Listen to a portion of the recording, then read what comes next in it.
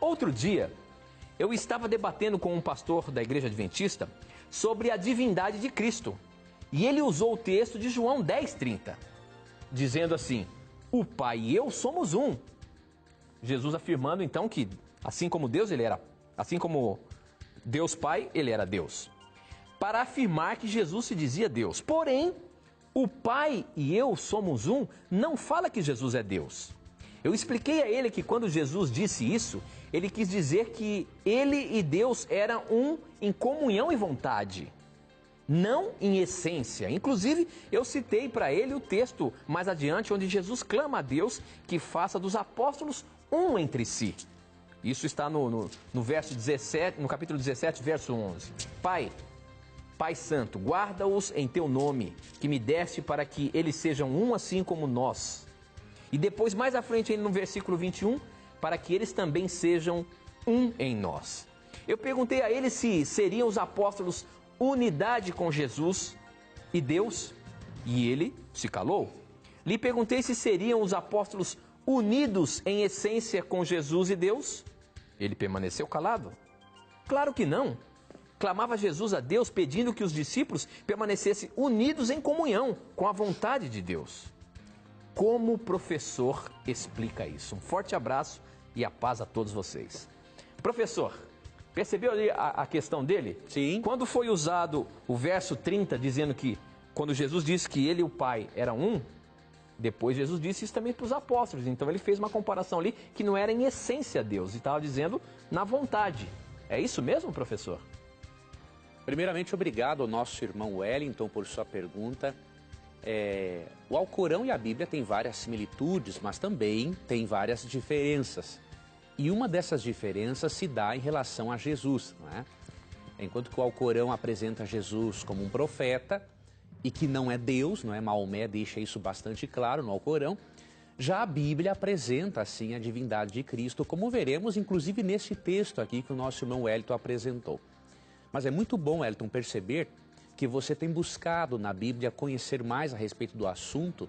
Isso demonstra, meu irmão, o seu interesse em conhecer cada vez mais a Deus, conhecer a religião, isso é importante. Veja, realmente se existissem em João 10:30 e em João 17, 22 e 23, o mesmo contexto ao empregar-se o termo um, nós até poderíamos argumentar, como o irmão bem o fez, em dizer que se o Pai e Jesus são uma unidade divina, então isso poderia também significar que Jesus e os seus discípulos são uma unidade divina. Entretanto, não é possível fazer esta comparação pelo seguinte, pelo próprio contexto de João capítulo 10.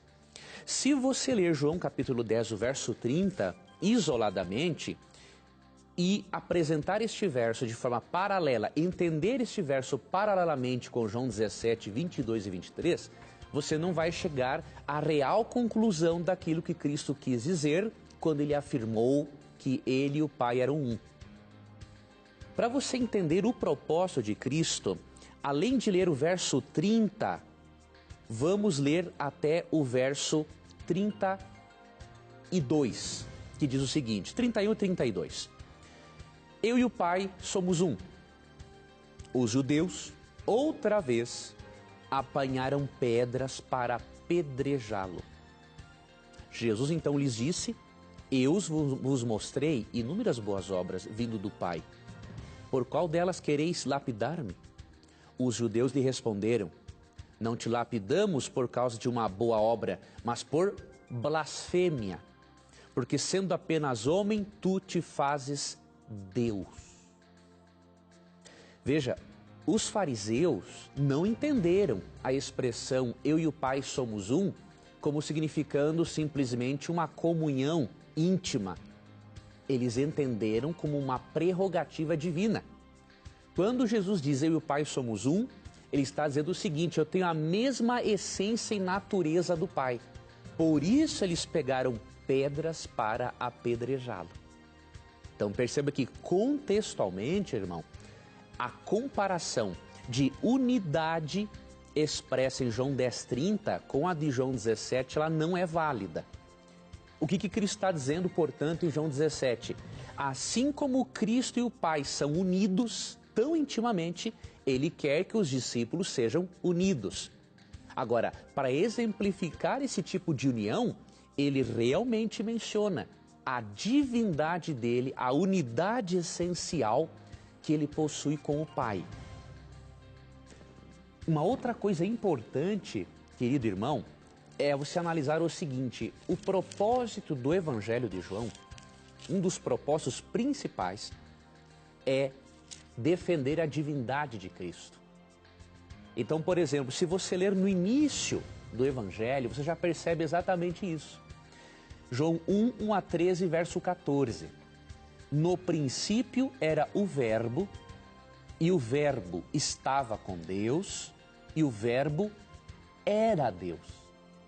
O termo Verbo é uma referência a Jesus como o agente ativo da criação. E aqui diz que ele estava com Deus no princípio e que ele era Deus. No princípio ele estava com Deus. Tudo foi feito por meio dele e sem ele nada foi feito. Verso 14. E o Verbo se fez carne e habitou entre nós.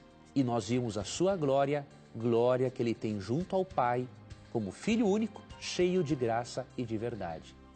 Veja, na introdução do seu Evangelho, João começa a dizer que Cristo, no princípio, ou seja, desde os dias da eternidade, estava com Deus, ele era Deus e que tudo foi criado por meio de Cristo e que sem ele nada foi feito. Ou seja, todas as criaturas do universo, todas as coisas existem porque Cristo é o agente ativo da criação.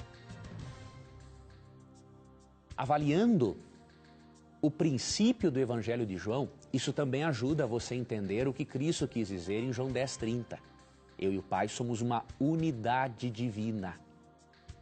Então, realmente, querido amigo, querido irmão muçulmano, a Bíblia defende, sim, a divindade de Jesus. E há muitos textos a respeito.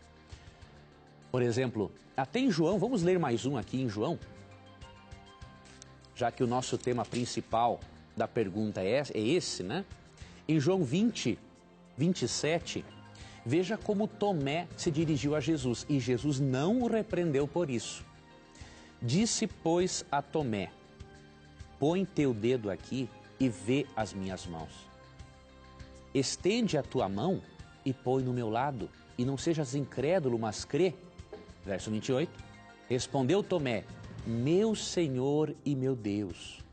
Jesus lhe disse: porque viste e creste? Felizes os que não viram e creram. Tomé chama Jesus de Senhor e Deus, e Jesus não o repreende. Se Jesus não fosse Deus, como Jesus não ama a mentira, obviamente ele iria repreender Tomé por estar praticando uma idolatria em chamar a Jesus de Deus. Mas não é o caso, querido irmão.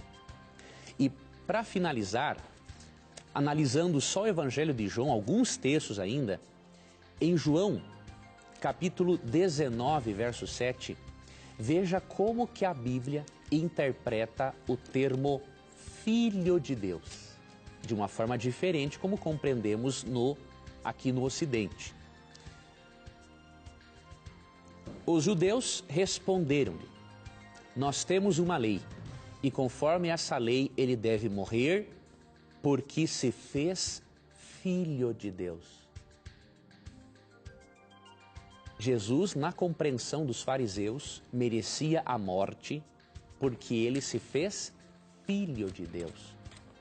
De acordo com esse texto e com João 5,18 também, o termo Filho de Deus iguala Jesus a Deus, em essência. É por isso que eles queriam também matá-lo por blasfêmia.